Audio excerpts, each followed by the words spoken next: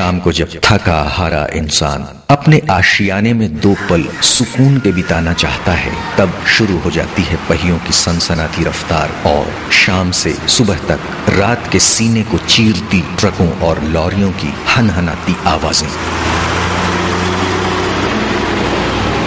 ये वक्त है बच्चों की पढ़ाई का, लेकिन बाहरी चिल्लपों थमने का नाम ही नहीं ले रहा। अगर घर सड़क के किनारे है तो पूछिए ही मत। सड़क के किनारे बहुत ही पॉपुलेटेड है, जहाँ पर ट्रैफिक हमेशा रहती है। वहाँ पर जो स्टूडेंट रहते हैं उनको तो काफ़ी परेशानी होती है। आजकल बाइक्स हैं, बाइक्स में अजीब अजीब के जो साउंड्स लगा दिए गए हैं, उनसे खासा परेशानी होती है स्टूडेंट्स को।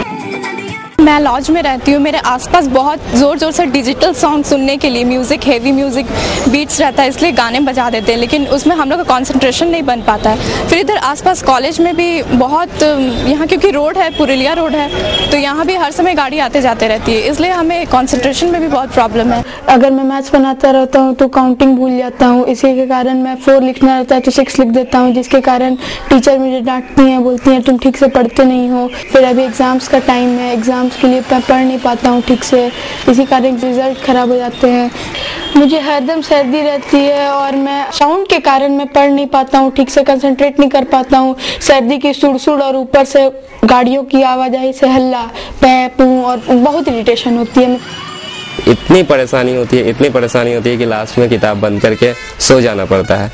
नींद आ गई, एकाएक हॉर्न ट्रक की इतनी जोर से बजती है कि आप अगर सपने में भी होते हैं तो आपका सपना टूट जाता है।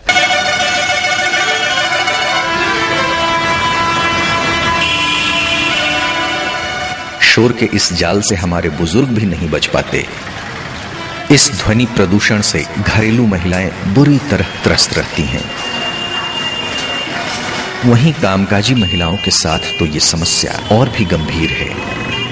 इन्हें घर के शोर शराबे के साथ साथ बाहर के ध्वनि प्रदूषण की मार जो झेलनी पड़ती है।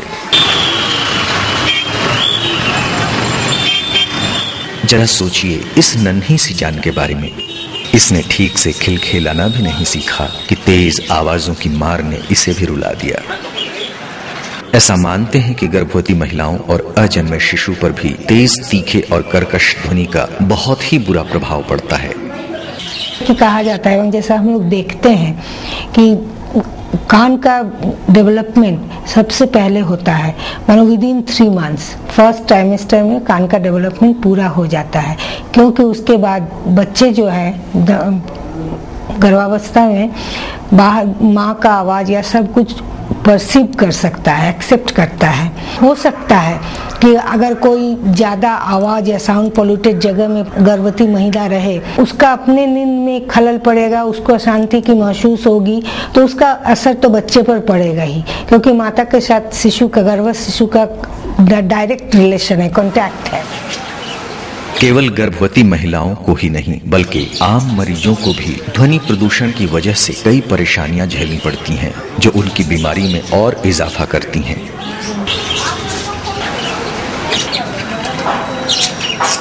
कान के अंदर प्रवेश करता है, वहाँ नर्व होता है जो सुनने वाला नर्व कहलाता है।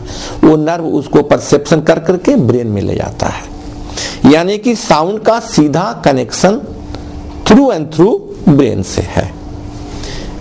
ब्रेन से जितना तरह का नर्व हमारे बॉडी में आ रहा है, जितना तरह का संचार है बॉडी में, रक्त का संचार, ग्लैंड का सिक्रीशन का संचार, सब कंट्रोल हो रहा है ब्रेन से। जब ब्रेन ही आपका डिस्टर्ब है तो सब संचार जितने भी तरह का हो रहा है, सिक्रीशंस हो रहा है, सभी अफेक्टेड हो जाएगा। बहुत ज्यादा नॉइज हुआ, बच्चा चौंक गया या हम चौंक गए, डर गए, देखिएगा आपका मुंह सूख गया। ये सिक्रीशन को इफेक्ट कर रहा है। यानी कि जितना तरह का नर्व ब्रेन से आ रहा है, ये साउंड, सिर्फ साउंड के तेज होने से, साउंड का पॉल्यूशन से सब एक दूसरे से अफेक्टेड हो रहा है।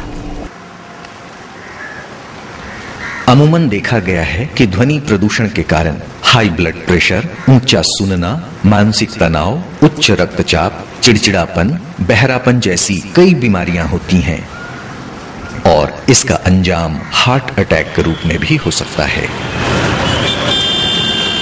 अगर तेज आवाज हुआ तो आपका कान का पर्दा डैमेज हो सकता है, कान का पर्दे में छेद सुराख हो सकता है। कान की हड्डियां जो 3 होती हैं एक दूसरे से जुड़ी रहती है वो अलग हो जा सकता है, गिर जा सकता है। अंदर जो फ्लूइड है कान का वो उसमें हलचल होगा, उसमें डिस्टर्बेंस पैदा हो सकता है। कान का नर्व का डैमेज हो जाएगा, नर्व में सूजन आ सकता है, सूजन आने से कम भी सुनिएगा। वो जो नर्व जा रहा है ब्रेन में, वहाँ का जो सेंटर है वो डिस्टर्ब हो जाएगा। इतना डिस्टर्बेंस होने से मरीज का थिंकिंग में चेंज आ जाएगा, कभी कभी उसका एबनॉर्मल बिहेवियर होने लग जाता है, पेशेंट हिस्टेरिकल हो जाता है। इसका ज्वलंत उदाहरण हासीमारा और उसके आसपास के गांवों में देखा जा सकता है। हासीमारा एक ऐसी जगह है जो वायुसेना का प्रशिक्षण शिविर है, जहां लड़ाकू विमानों के द्वारा प्रशिक्षण दिया जाता है। हवाई अड्डों, रेलवे स्टेशन और क्रॉसिंग के आसपास निवास करने वाले लोगों की स्थिति तो और भी बदतर है।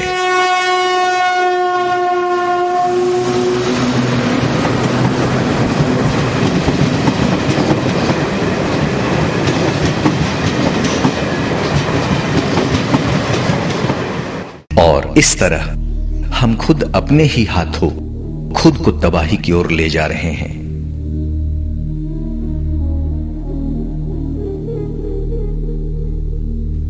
Where there is will, there is way। जहां चाह है वहीं राह है, तो सब कुछ मुमकिन है। क्या चिड़ियों के कलरव हमें नहीं भाते? क्या सितार के सुर हमारे हृदय को झंकृत नहीं करते?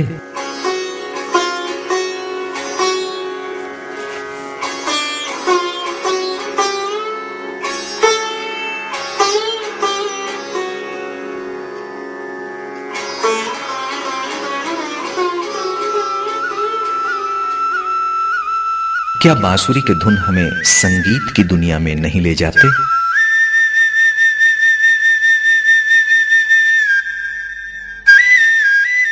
शायद हम ये भूल रहे हैं कि हमारे जीवन को सुर और ताल से सजाने का काम आवाज ही करती है। सोचना हमें है, समझना हमें है और बदलना भी हमें ही है, क्योंकि वजह हम हैं और शिकार भी हम ही हैं। तो इसकी भरपाई भी हमें ही करनी होगी।